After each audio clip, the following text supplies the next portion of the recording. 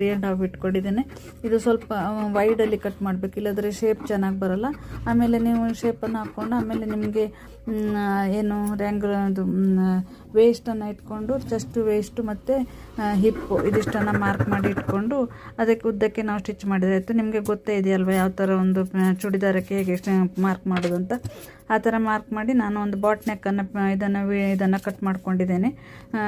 Cut ಮಾಡಿಕೊಂಡು ಇವಾಗ ಅದನ್ನು ಹೇಗೆ ಸ್ಟಿಚ್ ಮಾಡೋದು ಅಂತ ನೋಡೋಣ ಬನ್ನಿ. ಯಾಕಂದರೆ ನಿಮಗೆ ಬಾಟ್ ನೆಕ್ ಅಂದರೆ ಏನೂ ಇಲ್ಲ, ಸ್ವಲ್ಪ ರೌಂಡ್ ನೆಕ್ ಥರನೇ, ಆದರೆ ಸ್ವಲ್ಪ ವೈಟ್ ತಗೊಳ್ಬೇಕಾಗತ್ತೆ. ಅಂದರೆ ವಿಡ್ತ್ ಸ್ವಲ್ಪ ಜಾಸ್ತಿ ತಗೊಳ್ಬೇಕಾಗತ್ತೆ. ನೀವು ಒಂದು 3 ಇಂಚ್ ವಿಡ್ತ್ ತಗೊಂಡ್ರೆ ಚೂಡಿದಾರ್ ನೆಕ್ಕಿಗೆಲ್ಲ ಇದಕ್ಕೆ ಒಂದು 4 ಇಂಚ್ ವಿಡ್ತ್ ತಗೊಳ್ಬೇಕು. Neck width 4 inch neck width ತಗೊಂಡು 3.5 ಇಂಚ್ ನೆಕ್ ಲೆಂತ್ ತಗೋಬೇಕು.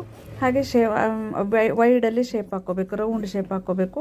ಆಮೇಲೆ ಅದನ್ನೇ ಇಟ್ಕೊಂಡು ನಾವು ನೆಕ್ಕಿದ ಪೀಸ್ ಇಟ್ಕೊಂಡು ಕ್ಯಾನ್ವಾಸನ್ನು ಕಟ್ ಮಾಡ್ಕೋಬೇಕಾಗತ್ತೆ. ಕ್ಯಾನ್ವಾಸ್ ಕಟ್ ಮಾಡ್ಕೊಂಡ್ಬಿಟ್ಟು ಅದನ್ನು ಆ ಪೀಸನ್ನು ಇಟ್ಕೊಂಡು ಅದನ್ನೇ ಕ್ಯಾನ್ವಾಸಲ್ಲಿ ಇಟ್ಕೊಂಡು ಸ್ಟಿಚ್ ಮಾಡ್ಕೋಬೇಕಾಗತ್ತೆ. ನೀವು ನೋಡ್ತಾ ಇದ್ದೀರಿ ನಾನೀಗ ಸ್ಟಿಚ್ ಮಾಡ್ತಾ ಇದ್ದೀನಿ ಹೇಗೆ ಸ್ಟಿಚ್ ಮಾಡೋದು ಅಂತ. ಆಮೇಲೆ ಕಟಿಂಗ್ ಮಾಡಿ ತೆಗೀರಿ ಉಳಿದ ವೇಸ್ಟ್ ಪೀಸನ್ನು.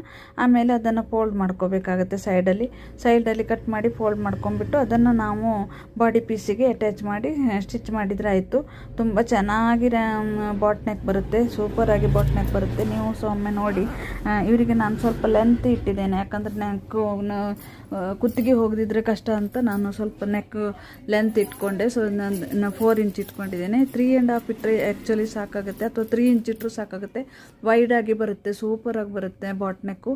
ಇದು ತುಂಬ ಈಸಿ ನೆಕ್ಕು, ಮತ್ತು ಕಟ್ಟಿಂಗ್ ಮಾಡೋದು ಒಂಚೂರು ನೋಡ್ಕೊಂಡು ಕಟ್ಟಿಂಗ್ ಮಾಡಿದರೆ ತುಂಬ ಈಸಿಯಾಗಿ ಹೊಲಿಬೋದು. ನೀನು ನೋಡೋಕ್ಕೂ ಚೆನ್ನಾಗಾಗುತ್ತೆ, ನೋಡೋರಿಗೂ ತುಂಬ ಸೂಪರ್.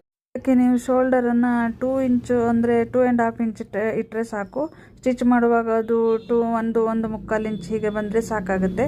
ಯಾಕಂದರೆ ನೆಕ್ ಇಡ್ತಿರೋದ್ರಿಂದ ಶೋಲ್ಡರ್ ತುಂಬ ಇಟ್ಕೋಬೇಡಿ, ಜಾಸ್ತಿಯಾಗಿ ಕೈ ಜಾರುತ್ತೆ. ಹಾಗಾಗಿ ಅಷ್ಟೇ ಇಟ್ಕೊಂಡ್ರೆ ಸಾಕು. ಈ ನೆಕ್ ರೆಡಿ ಮಾಡೋದು ತುಂಬ ಈಸಿ. ಅದೇ ಥರದ ಒಂದು ಕ್ಯಾನ್ವಾಸನ್ನು ಕಟ್ ಮಾಡ್ಕೊಂಡ್ಬಿಟ್ಟು ನೀವು ಹೊಲಿಬೋದು.